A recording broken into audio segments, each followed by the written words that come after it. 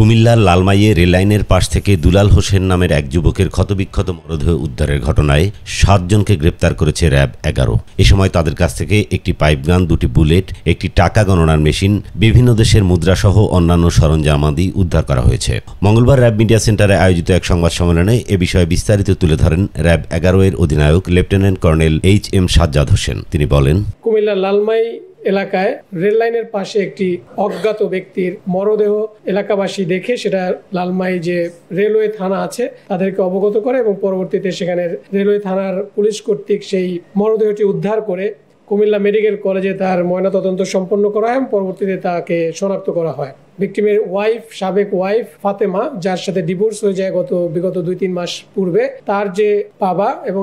তার ওয়াইফেরও সৎ বাবা, তাকে প্রথমে অ্যারেস্ট করা হয় এবং তার দেয়া তথ্য অনুযায়ী পরবর্তীতে আমরা এই হত্যাকাণ্ডের সাথে জড়িত অন্যতম আসামি এই ভিকটিমের নাম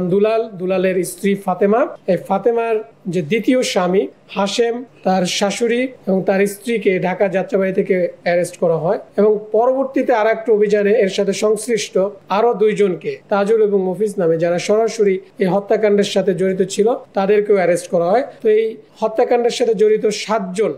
জনের ছিল এবং 7 জনকে আমরা গতকাল বিভিন্ন ফলো আপ অপারেশনের মাধ্যমে তাদেরকে অ্যারেস্ট করা হয় এবং এই লাশ গুমের বিষয় সাথে যে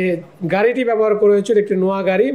সেটিকে উদ্ধার করা হয়। বিপুল সংখ্যক ম্যাপ, যে তার এরিয়াটা কোন এরিয়ায় তার আধিপত্য বিস্তার করবে, কার এরিয়া, এই দলের এরিয়াটা কোনটা, সেরকম ম্যাপ, তারপরে আমরা টাকা গোনার মেশিন এবং আরো বেশ কিছু আলামত সহকারে